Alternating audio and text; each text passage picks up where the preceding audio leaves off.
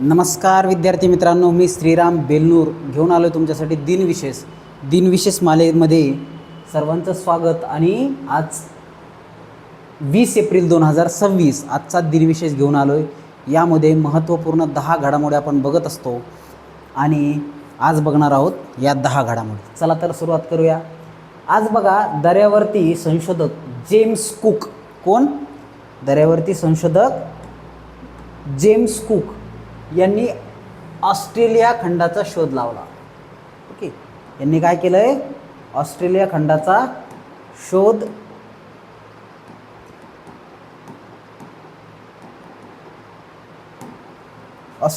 शोध घेतला। शोध लावला म्हणजे ऑस्ट्रेलिया खंड जागेवरच होता, परंतु जहाजातून प्रवास करून पहिल्यांदा ऑस्ट्रेलिया खंड जर शोधला कोणी असेल तर ते कोणी शोधला? जेम्स कुक यांनी शोधला। तो कधी? तर 20 एप्रिल 1770ला त्यांनी शोधला। ओके, तर ही एक महत्त्वपूर्ण घटना आहे।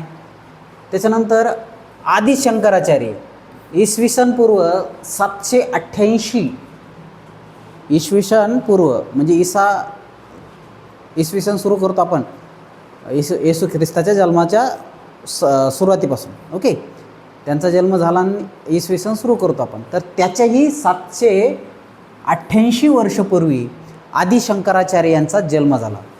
ओके, तर आदि शंकराचार्य, आताचे शंकराचार्य आणि आदि शंकराचार्य, तर ही शंकराचार्याची परंपरा कधीपासून आहे?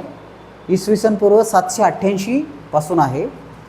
तर यांचा आदि शंकराचार्य यांचा जन्म झाला। त्यांनी हिंदू धर्मामधले त्यांचं स्थान, शंकराचार्याचं स्थान खूप महत्त्वपूर्ण असतं। तर त्यांचा जन्म झाला होता कधी? इसवी सन पूर्व 788 वर्षापूर्वी। त्याच्यानंतर हुकुमशाह ॲडॉल्फ हिटलर माहीत असेल ना, नाझी जर्मनीचा हुकुमशाह। जर्मनी जी पहिल्या महायुद्धामध्ये हरली होती, तिच्यावर बरेच कर लादले। त्याचा परिणाम असा झाला की एका साध्या सैनिकाचं रूपांतर एका हुकुमशहानी ती जर्मनी ताब्यात घेतली आणि पहिले तर लोकशाहीच्या मार्गाने तो निवडून आला आणि नंतर त्यानं काय केलं? पूर्ण जर्मनीवर ताबा मिळवून तो हुकुमशहा बनला। विरोधकाचा नायनाट केला आणि ज्यू वंशाच्या लोकांची तर खूप हाल करून हत्या केली। आणि त्याच्यानंतर ज्यू म्हणजे यहुदी लोक, जे काय इस्रायल वगैरे। ओके, तर हुकुमशाह हिटलर याचा आज जन्मदिवस आहे। तर 1939ला 50वा जी त्यांचा जन्मदिवस होता, त्या 50व्या जन्मदिवसानिमित्त जर्मनीमध्ये सार्वजनिक सुट्टी डिक्लेअर केली होती आणि जर्मनीचा सर्वेसर्वा तो होऊन गेला होता। त्याचा जन्म कधी झाला होता? 20 एप्रिल 1889 साली। नंतर दुसऱ्या महायुद्धाला कारणीभूत असलेली सर्वात महत्त्वाची व्यक्ती जर कोण असेल तर हुकुमशाह ॲडॉल्फ हिटलर आहे। आणि त्यानं खूप देश जिंकून घेतले पहिल्या काळामध्ये। नंतर तो हरला आणि त्याला आत्महत्या करायला लागली, परंतु त्यानं दुसऱ्या महायुद्धामध्ये खूप अतोनात असं मित्र राष्ट्राचं नुकसान करण्याचं काम ह्या ॲडॉल्फ हिटलरने केलं। त्याच्यानंतर चंद्रबाबू नायडू। आता हे चंद्रबाबू नायडू आपल्या सर्वांना माहिती आहे, आपल्या शेजारचं राज्य आंध्र प्रदेश, या आंध्राचे मुख्यमंत्री चंद्रबाबू नायडू यांचा जन्मदिवस आहे। ओके, तर 1950ला 20 एप्रिल 1950ला चंद्रबाबू नायडू यांचा जन्म झाला होता। आता बघा, सध्या आपण जीमेल वगैरे वापरतो, याहू वगैरे वापरतो, तर हे याहू जे आहे मेल ॲड्रेस, तर या याहूचे सहसंस्थापक डेव्हिड फिलो यांचा जन्म झाला होता 1966ला। yahoo.com जे वापरतो ना आपण, त्या याहूचे सहसंस्थापक डेव्हिड फिलो यांचा जन्म झाला होता 1966ला। त्याच्यानंतर भारतीय वंशाच्या पहिल्या मिस अमेरिका, मिस युनिव्हर्स नाही, मिस अमेरिका, भारतीय वंशाच्या पहिल्या मिस अमेरिका नीना दाऊलुरी, कोण? नीना दाऊलुरी यांचा जन्म झाला होता आजच्या दिवशी 1989 साली। त्या अमेरिकेच्या पहिल्या मिस अमेरिका, भारतीय वंशाच्या पहिल्या मिस अमेरिका ठरल्या होत्या. त्याच्यानंतर आजच्या दिवशी प्रसिद्ध वैज्ञानिक कार्ल ब्राऊन यांचे निधन झाले होते. तर हे कार्ल ब्राऊन कोण होते? जर्मनीचे खूप मोठे भौतिकशास्त्रज्ञ होते.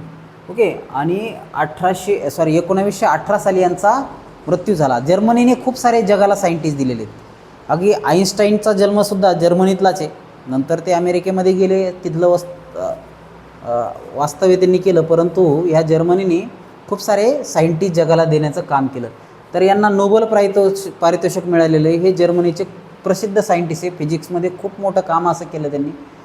ब्राऊनची वेगवेगळी थेरी आहे. कार्ल ब्राऊन यांचं आजच्या दिवशी म्हणजे 20 एप्रिल 1918ला त्यांचं निधन झालं होतं. त्याच्यानंतर फ्रान्सचे पहिले अध्यक्ष, बघा फ्रान्सचे पहिले अध्यक्ष म्हणजे लीगल सरकार स्थापन होऊन पहिले अध्यक्ष, लोकांथ्रू निवडून आलेले पहिले अध्यक्ष लुई बोनापार्ट. आता हे लुई नेपोलियन बोनापार्ट, हे नेपोलियन बोनापार्टचे पुतणे आहेत, लक्षात घ्या. नेपोलियन बोनापार्ट वेगळे. ओके. यांचा आजच्या दिवशी जन्म झाला होता 1808मध्ये. ओके. तर हे तिसरे नेपोलियन बोनापार्ट आहेत आणि हे फ्रान्सचे पहिले अध्यक्ष आहेत. त्याच्यानंतर आजच्या दिवशी राष्ट्रसंघ ही संकल्पना संपुष्टात येऊन काय केलं होतं? संयुक्त राष्ट्र ही संकल्पना म्हणजे युनायटेड नेशन ही संकल्पना उदयास आणली होती. 1946ला हे कन्व्हर्जन झालं. म्हणजे 20 एप्रिल 1946ला राष्ट्रसंघ बरखास्त करून संयुक्त राष्ट्र ही संघटना स्थापन झाली, युनायटेड नेशन. तर आपण काल बघितलं होतं की म्यानमारसारखा किंवा ब्रह्मदेशसारखा छोटासा देश युनायटेड नेशनमध्ये सहभागी होतो. तर ही युनायटेड नेशन ही संघटना पहिले राष्ट्रसंघ म्हणून होती, नंतर ती युनायटेड नेशन म्हणून आली, म्हणजे संयुक्त राष्ट्र म्हणून आली. ते कधी आली? तर 20 एप्रिल 1946ला ही आली, दुसरं महायुद्ध संपल्याच्या नंतर आणि भारत स्वातंत्र्याच्या पूर्वी. बघा दुसरं महायुद्ध बी महत्त्वाचा रोल आहे. दुसऱ्या महायुद्धामध्ये अमेरिकन फौजांनी लायप्झिग शहरावर ताबा घेतला होता. आता जर्मनीच्या लायप्झिग शहरावर ताबा घेऊन 1945ला खऱ्या अर्थाने नाझी जर्मनीची किंवा नाझी सैन्याची पिछेहाट करण्याचं काम अमेरिकेने केलं होतं आणि हा युद्धाचा टर्निंग पॉईंट ठरला होता, म्हणून हा दिन विशेषमध्ये आहे. तर 20 एप्रिल 1945ला काय झालं होतं? जर्मनीतल्या लायप्झिग शहरावर अमेरिकन सैन्याने ताबा मिळवला होता आणि तिथून पुढं जर्मनीची पिछेहाट होत गेली.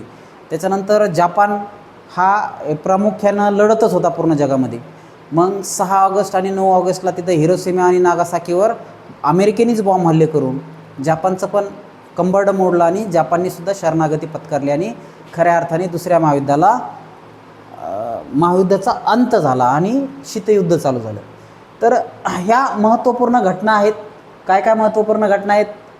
ऑस्ट्रेलिया खंडाचा शोध, आदि शंकराचार्याचा जन्म, हिटलरचा जन्म, चंद्रबाबू नायडू याचा जन्म, त्याच्यानंतर डेव्हिड फिलो यांचा जन्म, त्याच्यानंतर मिस अमेरिका नीना दाऊलुरी यांचा जन्म, त्याच्यानंतर कार्ल ब्राऊन यांचं निधन, त्याच्यानंतर लुई नेपोलियन बोनापार्ट फ्रान्सचे पहिले अध्यक्ष लोकातून निवडून आले यांचा जन्म.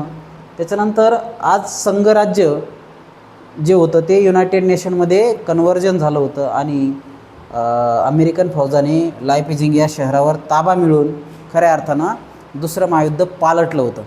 तर ह्या अशा महत्त्वपूर्ण घटनासाठी माझ्या चॅनलला लाईक करा, सबस्क्राईब करा आणि बेल आयकॉनला क्लिक करा, जेणेकरून तुम्हाला रोजच्या रोज अपडेट येत राहतील. धन्यवाद.